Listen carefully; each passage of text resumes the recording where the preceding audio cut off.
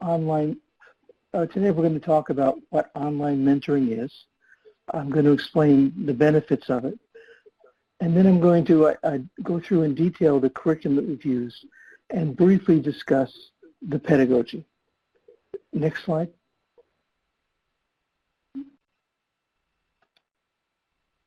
Thank you. What is online mentoring?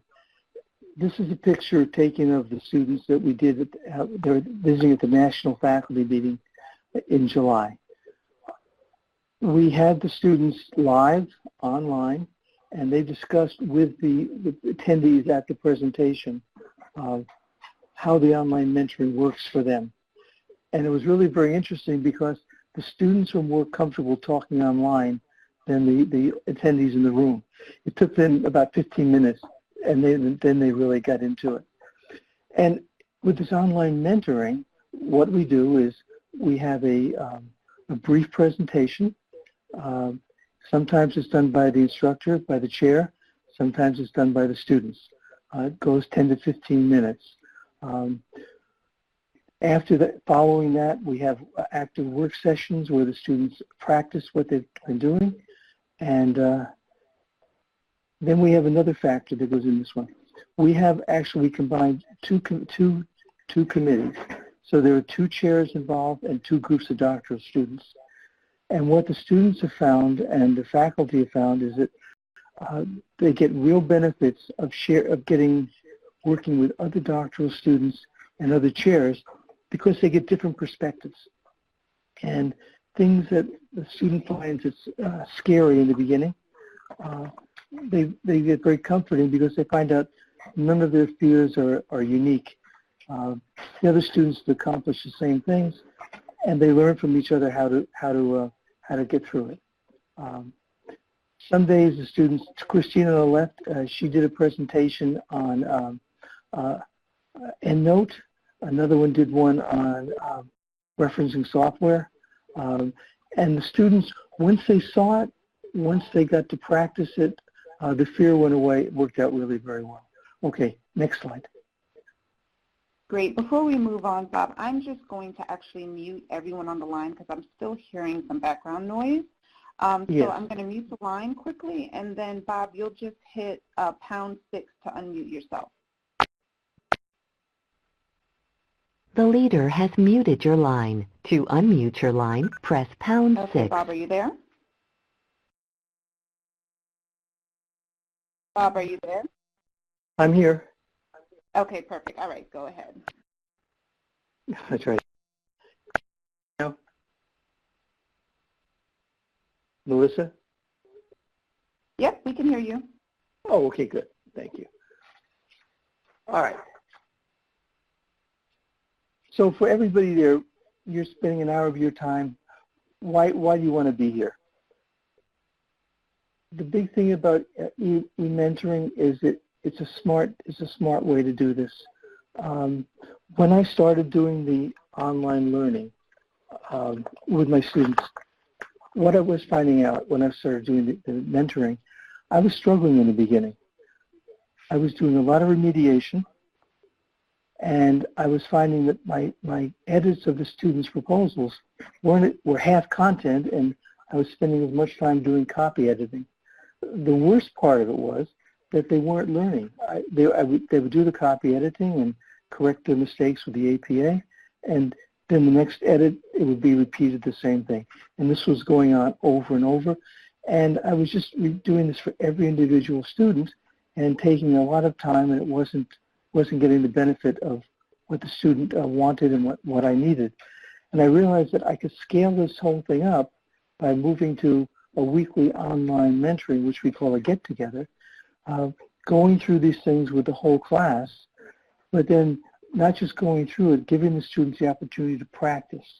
We use Skype online, and we share screens, and we'll do things like look at the template, and students having trouble, we'll bring their document up online, we'll show them how to fix the headings, how to add new subheadings, and boom, very quickly the problem disappears. And what I found very quickly on was the problems that extended from sections 1, 2, and 3 disappeared at the end of section 1 because everybody learned the skills. So the ability of the get-togethers or the e-mentoring is it's scalable. I can rather than doing every student individually, my entire class can work together, my entire mentoring group.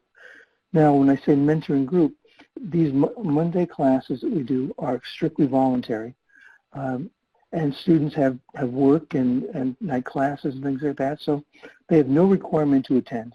But yet, over the last 2 years, I find on average 50% of the class at least attends, and usually the ones that don't will call in and say, I've got a class tonight.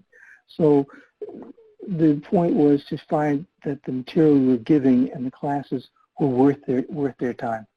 Next slide.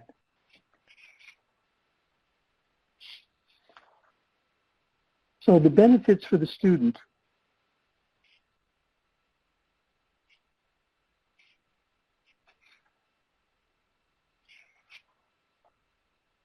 are it improves their writing, it helps them do their research design, the literature review, we do the template,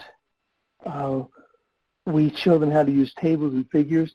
Many of the students I found don't come from a background where they're used to numbers, and they're not used to using tables and figures. So online we share screens, they create tables, they learn how to put it into their programs, and we get better doctoral studies that look nicer on top of it. We also use the mentoring to do things like find the websites on Walden. They're great information on Walden, but a lot of times students have hard time finding it. By using the weekly get-togethers, we can actually show them and direct them to the different screens, and then they'd be very comfortable with it. The mentor, it saves the mentor tons of time. One of the things, the benefits, I work with Kathleen Van Horn. She's another faculty member, and we've combined our cohorts together.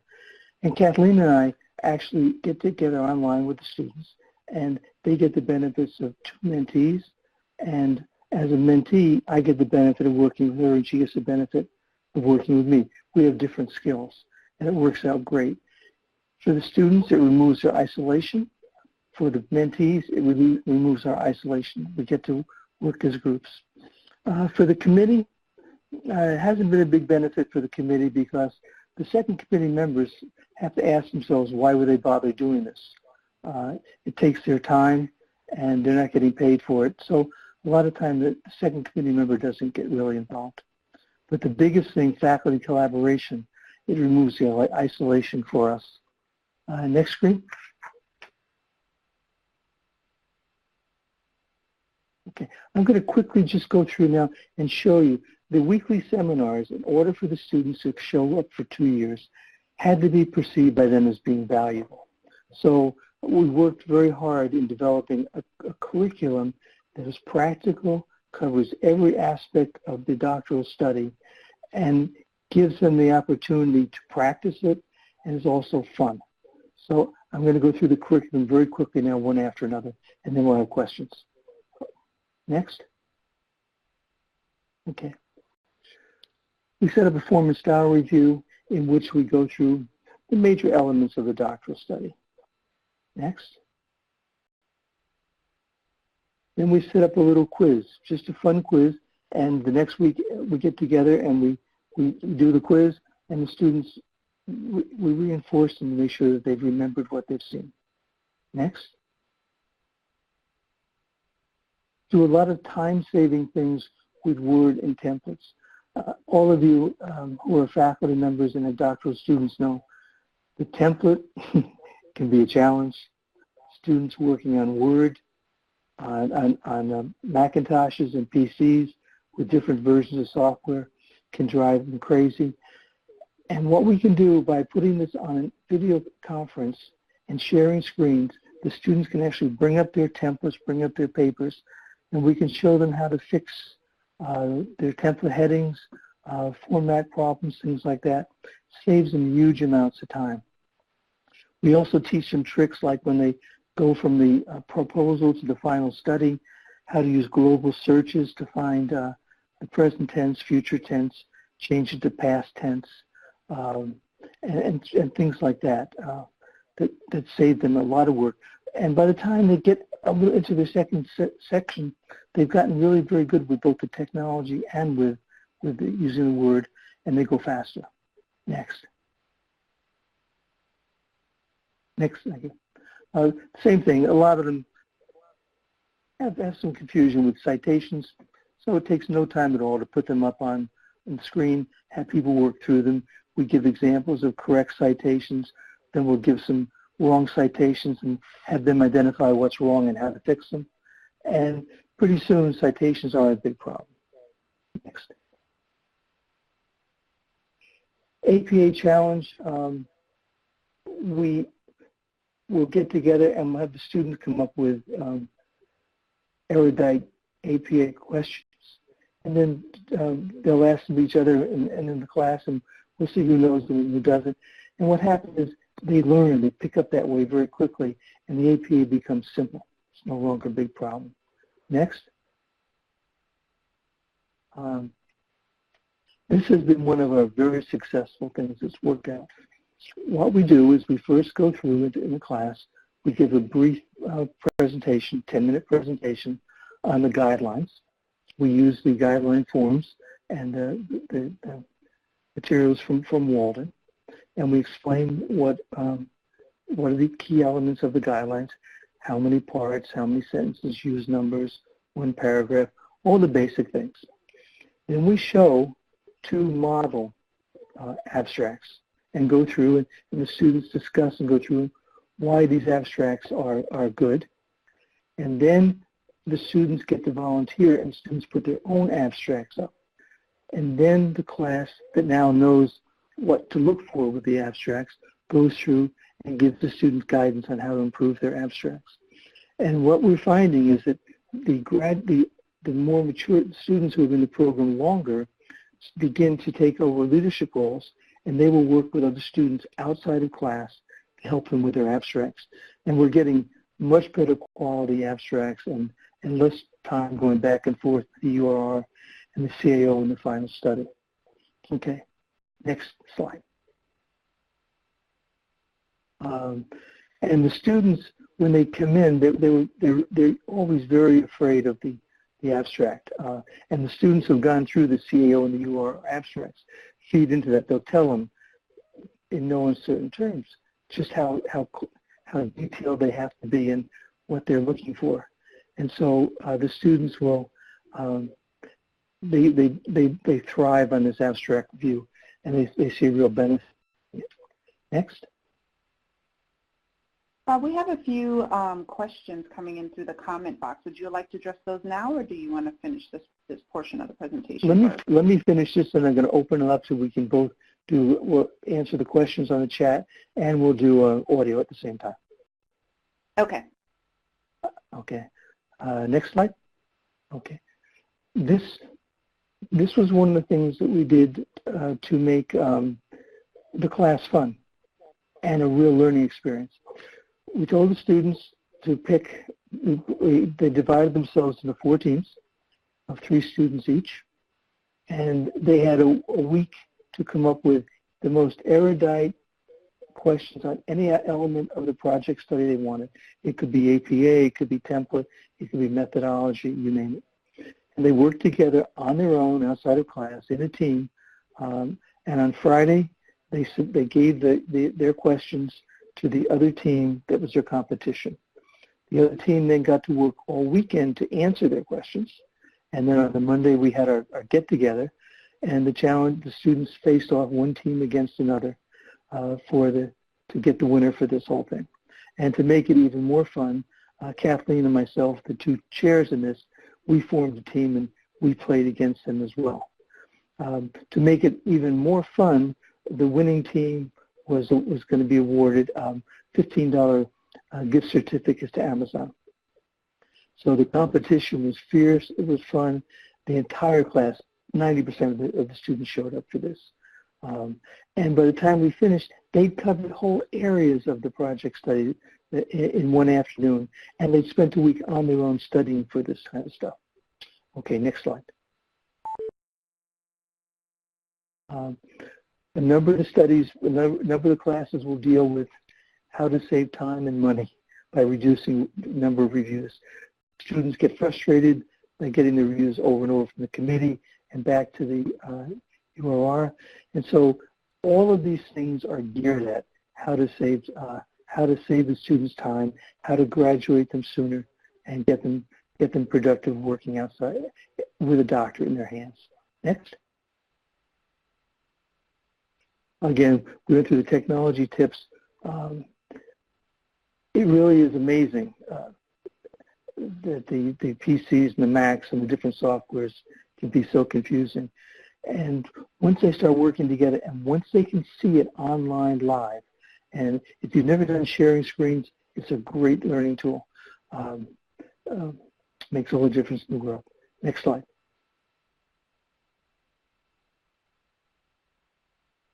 We wanted to demonstrate to the students the value of Grammarly. And what I do with my students is every section they submit, they have to run it through Grammarly before they submit it. I do that primarily, well, one, for the writing quality, but two, a lot of the students have some certain writing weaknesses. We all do. We pick up habits. I use that too much, and different words too. The students learn from Grammarly, and we use the Grammarly as a remedial tool to strengthen their writing. So one of the things that we did for fun just before these elections was we ran the amendments to the Constitution through Grammarly to see how good the forefathers did. We told the students who were Democratic they couldn't take out the Second Amendment, and we told the Republicans they couldn't throw out the Constitution either. We try and throw a little humor into it. We call it Trumpism. Okay, next slide. This has made a major difference. One of the students used Atlas TI. She brought it on. She showed how to use it. She used it actually did it with a document and showed how she developed the themes. The students loved it, and a number of them went out and picked up the software. Likewise, the referencing software. We'll bring EndNote in. We'll bring up a document. We'll show how to get it, download a reference from the website, how to put it into EndNote, how to use EndNote to create the references, how to use EndNote to create the citations, how to update it. And once they use some of the software, then they're not spending all their time copying and trying to figure out matching the software up, matching their references up with their citations. The students have really found this to be valuable. Okay, next slide. Okay, and again, everything's focusing in the course on the key. How do you get out of ED 8090? How do you get yourself your doctorate? And we make this fun and push them through. And we have there's actually a curriculum that goes with this one. Okay, next slide, please, Melissa. Okay.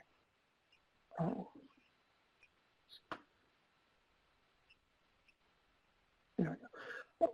The limitations of studies, many of the students don't get it.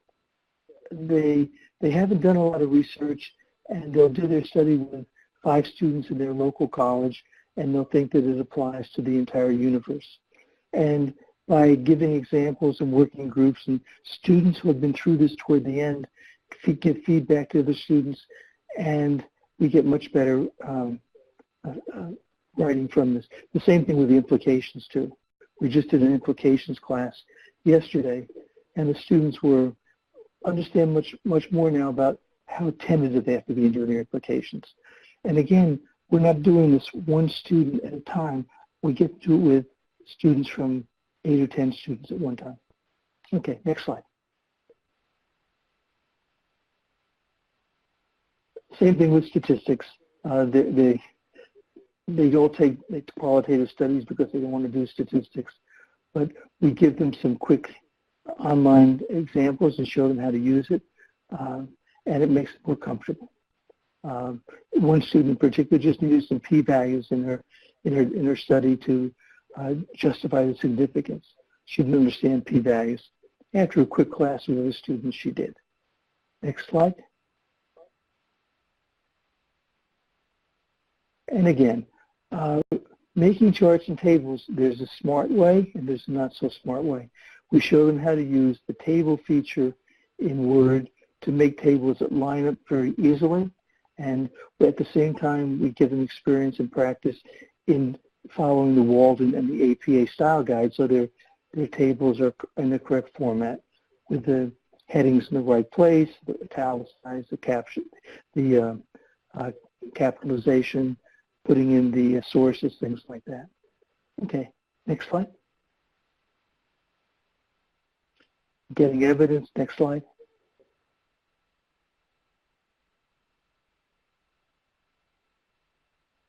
Next slide.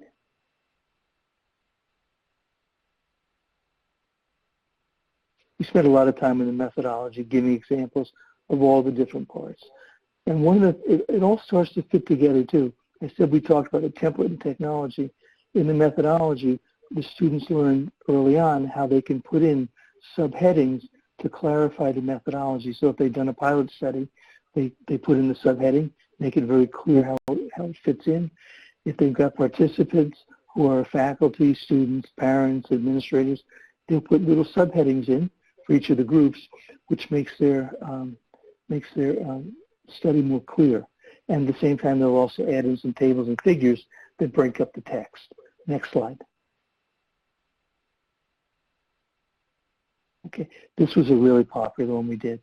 We decided one of the ways to speed up this process a little bit is to get the students to start working on an IRB application before the oral conference.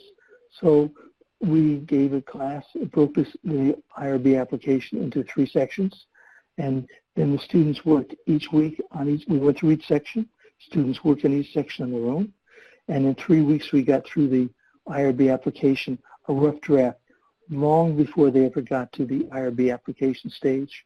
And the goal is to have the oral conference on one night, let it cycle through MyDRI the way it works for 24 hours, have the students submit the IRB application the next day, and they're off and running with the IRB. Next slide. Okay, your turn. Questions, please. Okay. Well, there are a bunch of questions that have piled up in the chat area, so I'm going to go back to the beginning. Okay. And for those of you, as we go down the list, if you would like to unmute yourself and talk, feel free to. So Donna has a question that says, are the students in this group roughly at the same point in their dissertation journey? No, they're not. They go anywhere from just coming from the prospectus to being in the final study stage. And that difference, it makes all the difference in the world. One of the things I didn't mention was that I found in the beginning doing this online doctoral study, the students were having a difficulty. I was noticing a difficulty in the students transitioning from being a student to becoming an expert, a researcher, a doctoral study person. And what we found is that by doing these classes, the more senior students are given the opportunity to take over, demonstrate their leadership, and take on a more leadership role. It gives them more confidence, and it makes the other students more comfortable. Great. Tony has a question, or I guess more of a comment. It says, it sounds like you're duplicating much of what the Writing Center already provides. The Writing Center, no, we're not. The Writing Center provides great material. What I was finding was that my students would read the material but not know how to apply it. Particularly with APA, the same errors would occur over and over again. So the difference with this is you're not getting the opportunity here to see the actual pedagogy. That's what we demonstrated at the National Faculty Meeting, where the students actually go on, they actually practice online, they interact, they learn the material, the information. And Bob, I just want to clarify here, when you're working with the students, you're doing this on video or screen sharing, correct? Oh, I'm sorry, folks. I didn't mention that to you. The technology is very simple. It's actually much simpler than Adobe Connect. We just use the Skype version, and Skype has an audio conferencing capability, and you can handle up to 9 students simultaneously live. And when you have those 9 students live in a video conference, just like I showed you in that first slide, the students see each other, they talk to each other, and any one of the students can share screens. So a student can bring up their doctoral study, they can bring up their abstract, and the entire class can make comments. The student can then, while the class is watching, make changes in the document, and everybody sees it, and the student ends up with the end of the class has a corrected document. We do the same thing with the template. Students were going crazy, having trouble with parts of the template not working. And a lot of times it was software related, it had nothing to do with them. By bringing up the different softwares with different PCs and Macs, we were able to straighten that out. So this is a much more hands-on. It's not a question of simply disseminating information.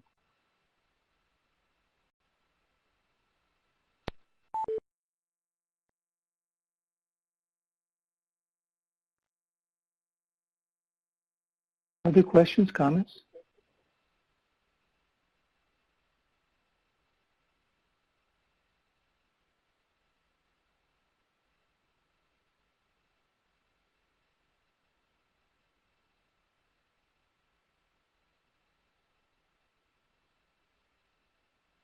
Okay, if not, let's continue on.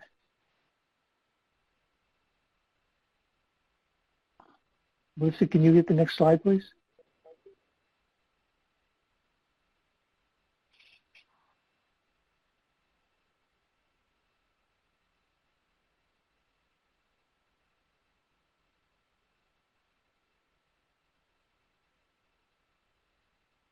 While we're waiting, one of the things I've shown you the curriculum. The curriculum is not all generated by me. The students have the opportunity, and very often the curriculum is the students come and say, like this last week, they said, we're not comfortable with implications. Let's have a class on implications. And we spent the day yesterday going over implications. We went through the checklist first, then we gave examples of 2 studies with good implications, then we brought up 2 studies of students in the class who were having trouble, and the class went over that. And now actually the entire class is working on those 2 studies over the week. They volunteered, and on Monday, then they'll come back and they'll give feedback to the students on those implications. And by next Monday, those students will have perfect implications to go forward with. Sorry there, Bob, my audio, I lost my audio. Did you just answer Jesus' question? I didn't hear Jesus' question. Okay, all right, so I'll go ahead and share. The question here is, what about the students who cannot attend the weekly synchronous meeting?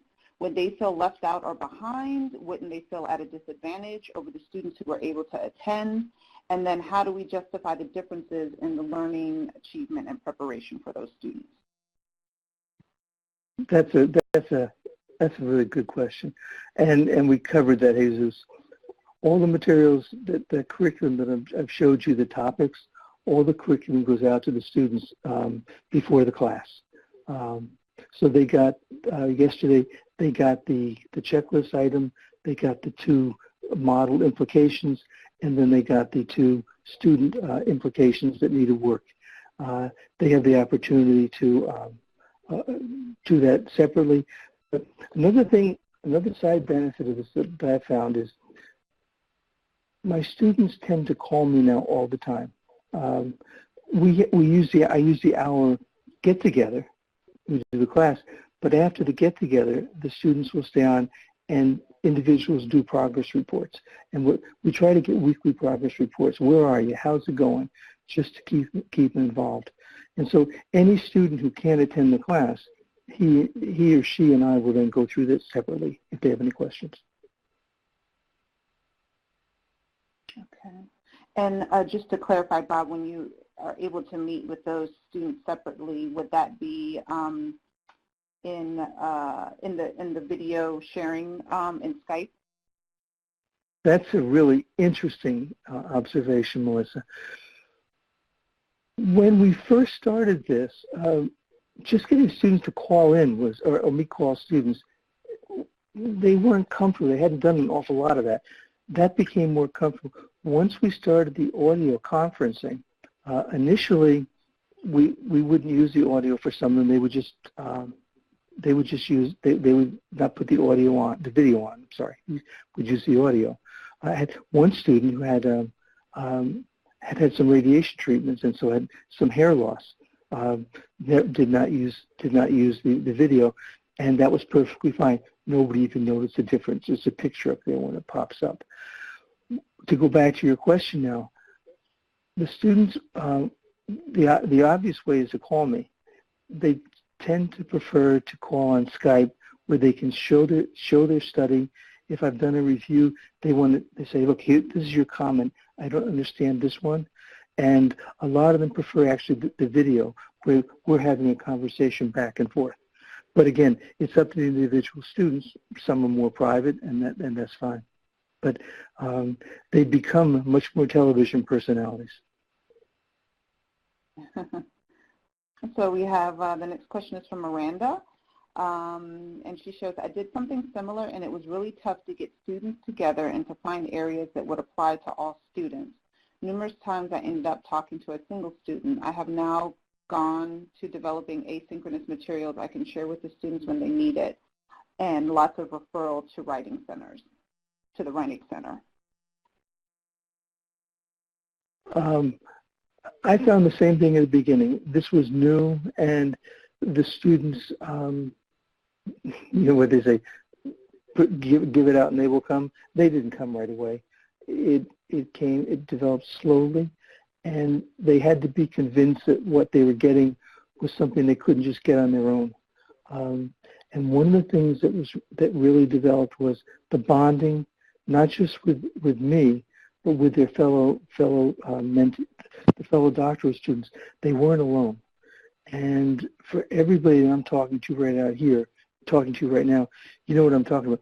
We all tend to function in this mentoring alone, and we're isolated.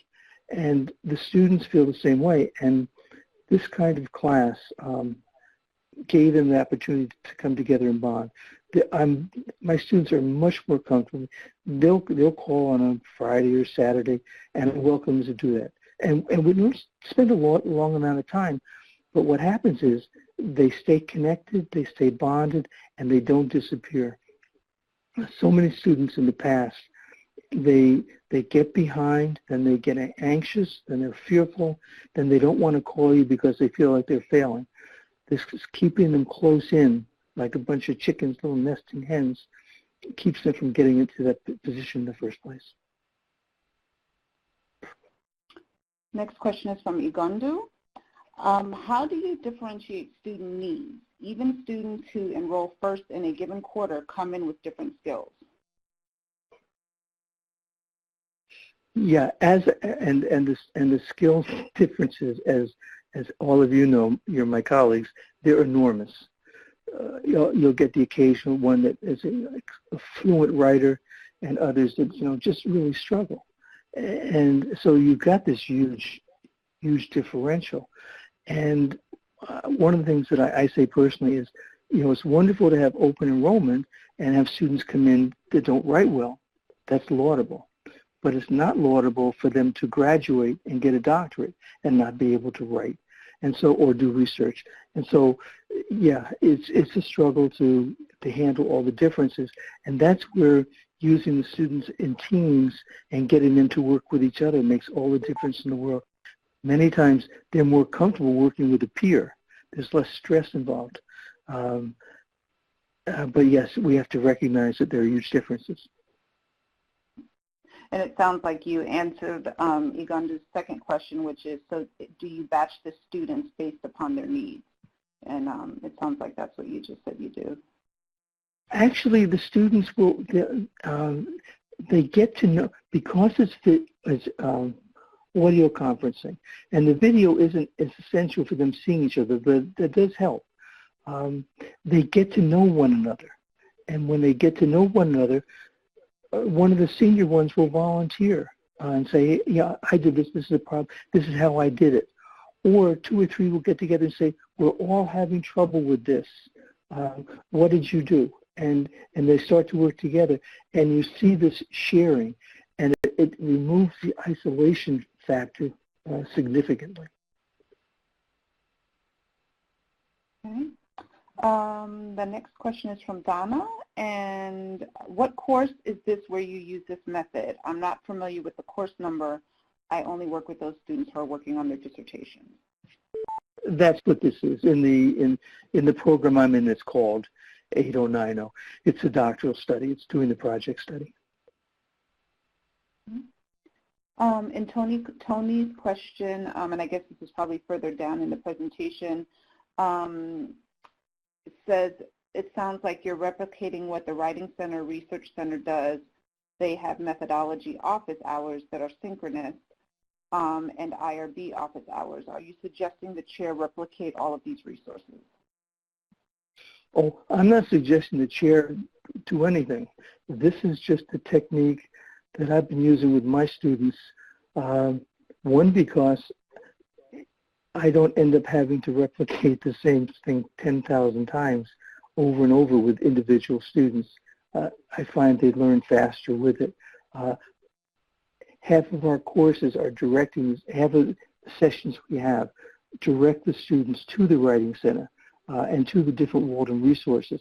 One of the things that I found is that the students can't find a lot of times the resources readily on the website. And so I can use these courses, the course, as an opportunity to give the students the links, put them in PowerPoint presentations for them so they can find them more readily. Things like the templates and things like the different materials. Okay. Janie has a question. Do you provide archive sessions for the students who aren't able to attend the scheduled time? And I think here she's referring to Skype, I guess maybe recordings. Like, are you able to record sessions for students who are unable to attend? I haven't done that, no. Okay. Donna says, sorry, I couldn't read it. I'm using live bi-weekly meetings on Zoom.com for my group who range from those almost completing the process to those who are pre-proposal approved. Like you, I find that the range of experiences in the group allow for peer mentoring. Last week, one student who has completed data collection using an online survey demonstrated how he set up the survey within the site, administered it in the spreadsheet summary of data he then used to transfer to SPSS. Exactly. Donna, I had a similar experience at the national faculty meeting. One of the administrators said to the students who were on live on Skype, "Oh, can you actually share your documents online and the others can see it?" And the student said, "Oh, sure. You want me to show you?" And she popped the document up online, and some of the people had never seen that before.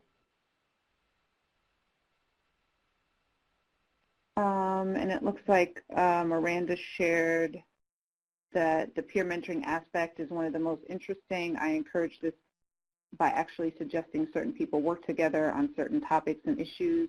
These are always time limited and the pairings differ each time. Me not being part of this is actually helpful. And then Donna mentions about half to 3/4 attends our meetings. The only time that worked for the group was Sunday evenings at 6 p.m. Eastern. If anyone has questions, if they couldn't attend, they will contact me and we could talk about it. So that's all of, oh, I'm sorry, go ahead, Bob. That's interesting with the timing, because I was struggling with what was the best time for the students. So one of the students said, well, I've got an online survey device, and gave it to us, and they put in the times that were the best, and the survey device actually calculated what was the maximum, most efficient time for all the students to meet. So we changed our day of the meeting to a Monday because it fit their schedules. But you're never going to get a time when everybody can meet. I know that.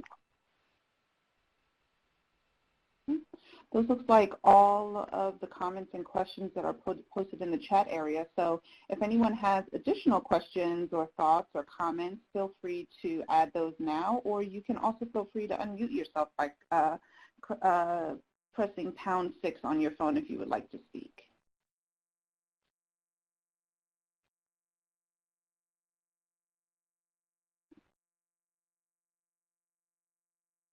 Okay, it seems like that might be all of the questions, Bob.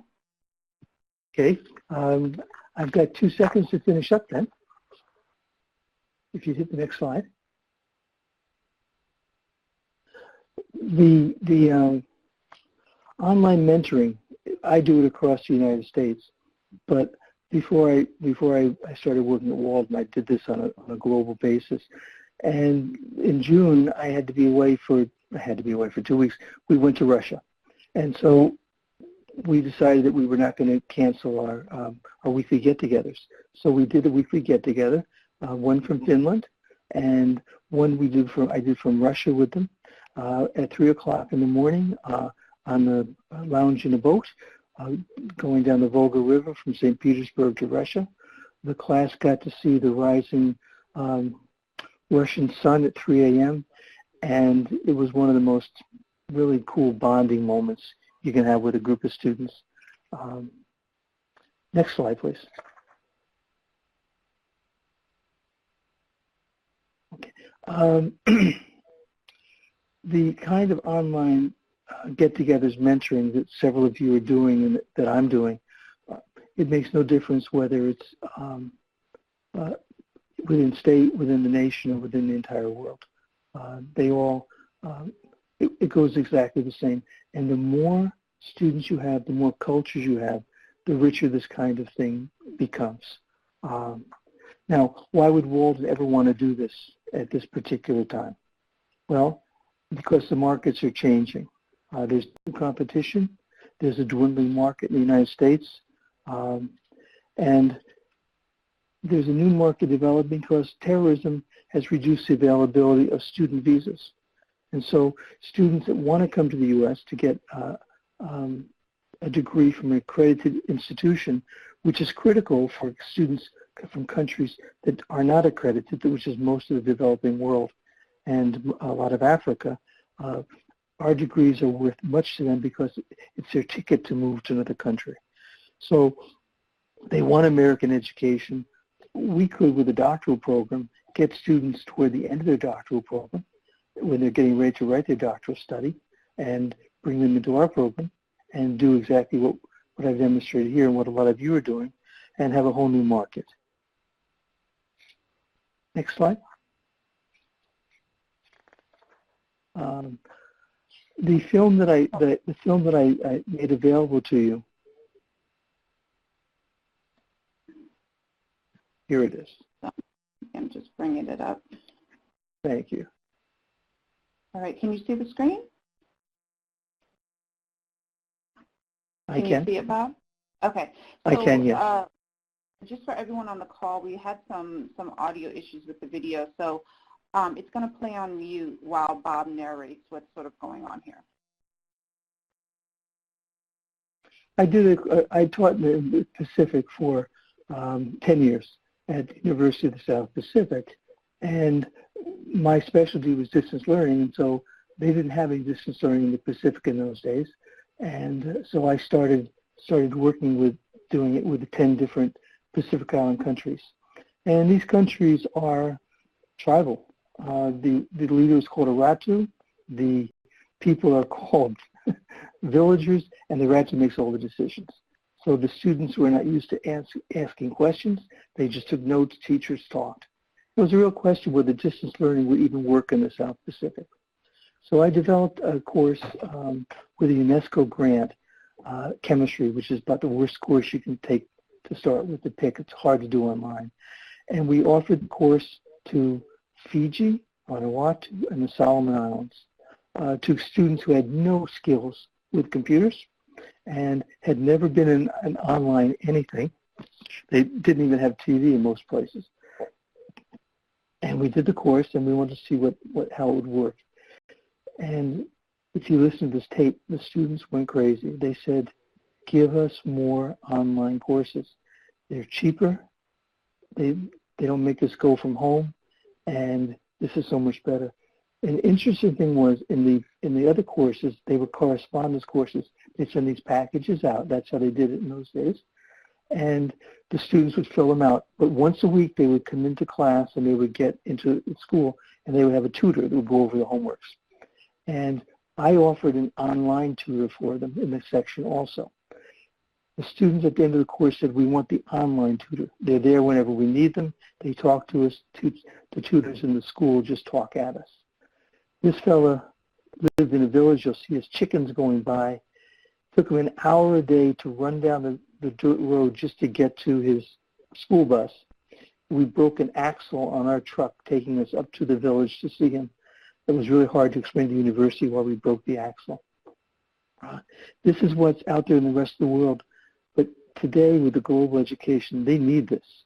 And Walden, other universities have the opportunity. Most public universities are like in the 90s. They don't change quickly.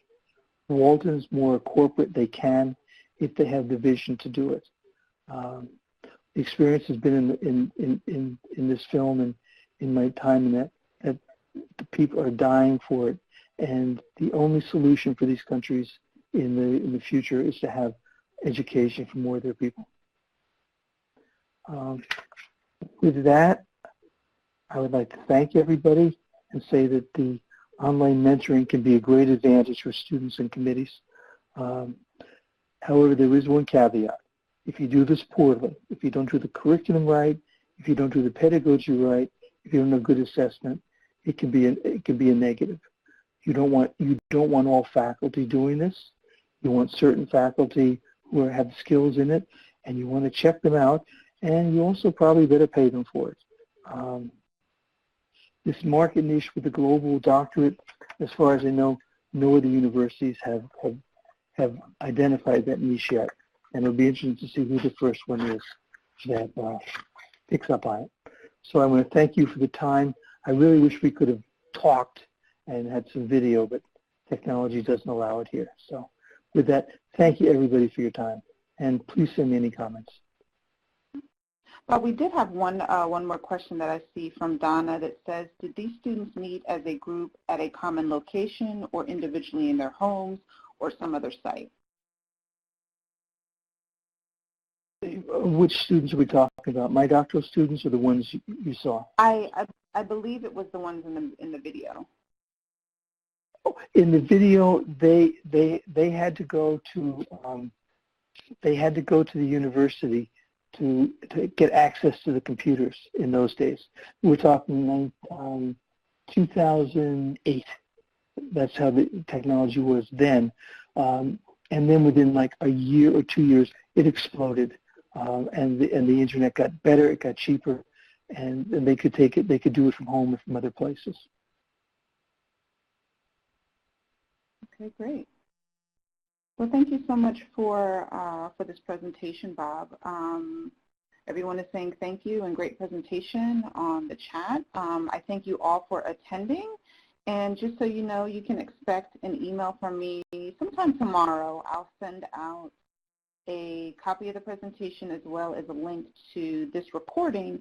So again, you have it to review at your leisure and share with colleagues.